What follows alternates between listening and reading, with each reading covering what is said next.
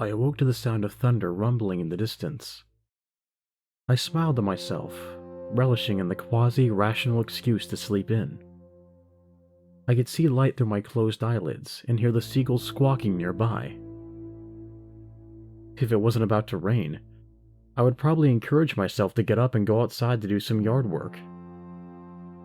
Spring was finally managing to punctuate a particularly long and snowy Maine winter.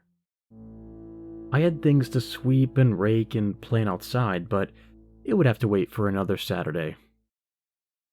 I stretched my legs out while cozily snuggling further under the blanket. I swept my feet across the foot of the bed, but was impeded by a firm object blocking my path. Slightly annoyed but not at all surprised, I pushed my cat over with my foot so my tall frame could take advantage of the full length of the bed. She reacted to this rude awakening by standing up, stretching her muscles, and settling back down for more sleep. I should probably mention that sleep doesn't come very easily to me, and when it's disturbed, I can be pretty unpleasant. I've had a problem with insomnia for as long as I can remember, and I take medicine to help me sleep. It works pretty well, and I always try to get enough sleep at night so I don't fall asleep driving and hurt someone. These current pills seem to make me more forgetful than I used to be. But I can live with that. Not being able to sleep is worse. As I was drifting back towards unconsciousness, my ears suddenly registered a muffled noise coming from somewhere. It was a monotonous beeping, like that of an alarm clock. Knowing it wasn't mine, I lay still trying to ignore it, patiently waiting for its owner to wake up and turn it off.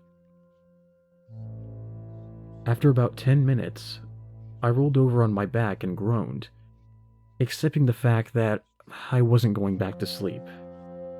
So much for cozily napping with my cat during a thunderstorm. The sound was, as I was now clearly aware, coming from my neighbor's apartment above me. I lay staring at the ceiling for several more minutes, silently hating him, and finally decided to get up. I sleepily walked into the kitchen to start up a pot of coffee, my bare feet quietly padding on the old wood floor. I took a shower and sat down at my kitchen table with a steaming cup of coffee, carefully sipping it. As I quietly sat trying to finish waking up, I realized I could still hear the alarm from upstairs. I looked at my clock. 10:11. The alarm had started at about 9:30. Jesus. This guy must be capable of sleeping through anything. If the alarm is loud enough for me to hear it, it must be blasting in his ears up there. Maybe he died, I thought with a wicked smile. Or, as I continued to postulate, he's a jerk who went out of town without turning his alarm off. Probably that one. I finished my cup of coffee and stepped out my front door, fully intending to yell at this guy if he was home. I clomped angrily up the wooden stairs leading to his front porch. When I reached the top, I could see through the window in his door that his apartment was dark inside. I peered in the window and examined the lifeless interior. I knocked and waited. No answer. I knocked again twice, both times receiving no indication that anyone was home. I walked over to his window, and, upon trying to open it, found that it slid up easily. I leaned down and called in. Hello? No answer.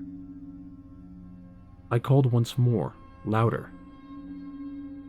I listened for any sound coming from inside, but there was nothing apart from the beeps of his alarm. From my position at the window, I could see into his bedroom, and that his bed was unoccupied. I debated for a moment and decided that I might as well pop in and turn the alarm off. I'd come this far, and the damnable thing was sitting roughly 20 unimpeded steps from me. He'll never have to know his privacy was violated, I reasoned. I opened the window as far as it would go and climbed through. I stopped and listened to make sure I wasn't about to be chased out by a frightened guy with a bat. Nope, still nobody home. I went into his bedroom where the alarm was blaring and saw clothes scattered on the floor. Wow, dude's kinda messy. But that's not that unusual, I suppose. I walked over and turned the alarm off. Silence.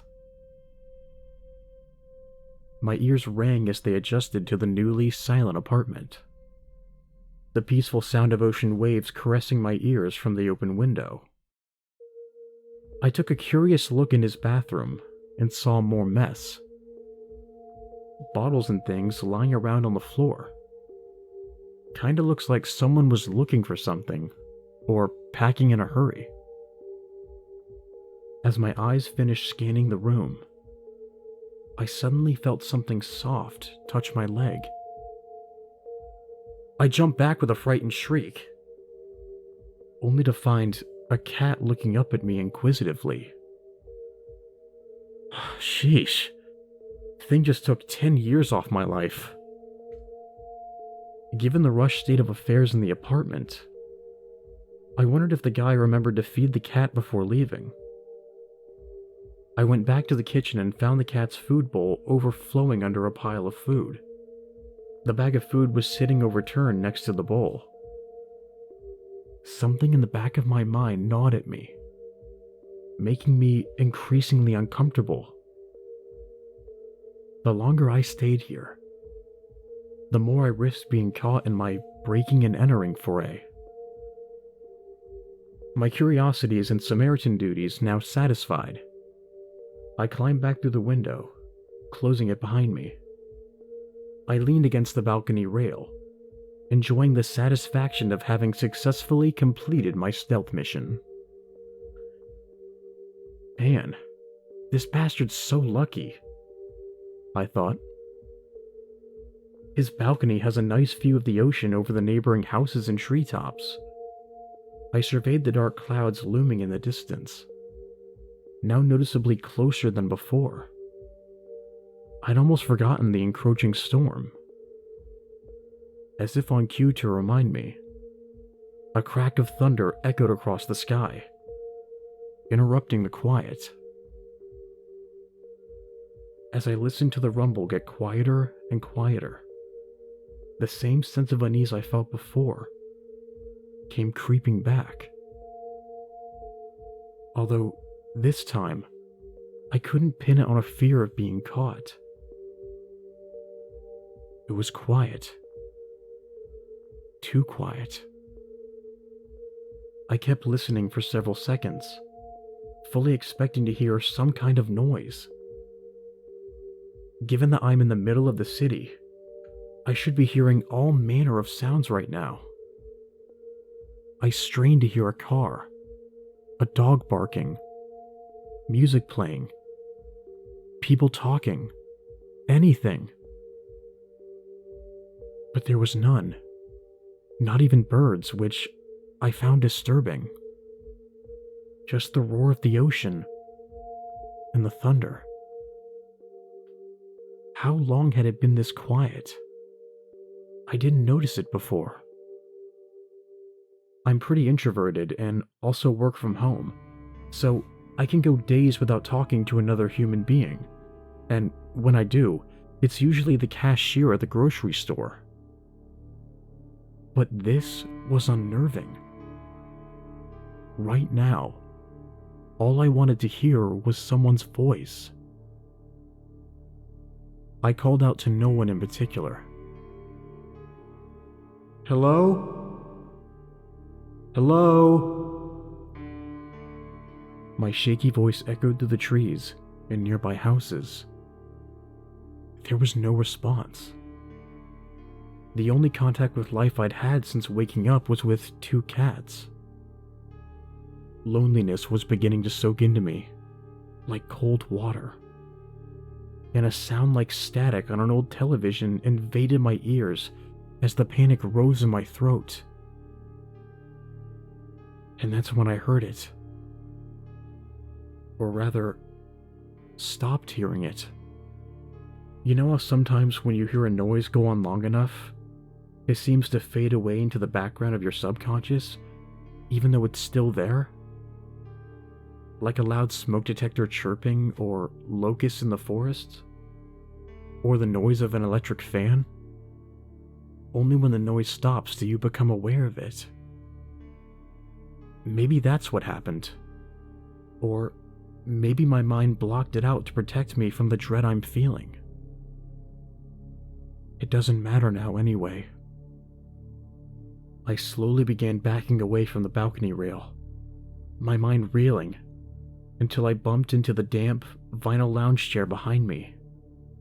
I didn't hear the sound of the chair's legs scraping against the wood as I collapsed into it. My legs finally giving away beneath me. My stunned mind desperately tried to explain the noise away as something else, replaying it again and again from where it still lingered in my cloudy memory, burning like ash, making my eyes water. But the sound was inevitable. It was the city's emergency alarm, the one they used to alert you of some impending disaster. When I finally accepted that, my memory made a connection.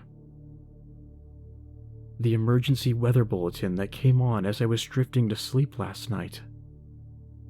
Something about a major storm and massive ocean swells.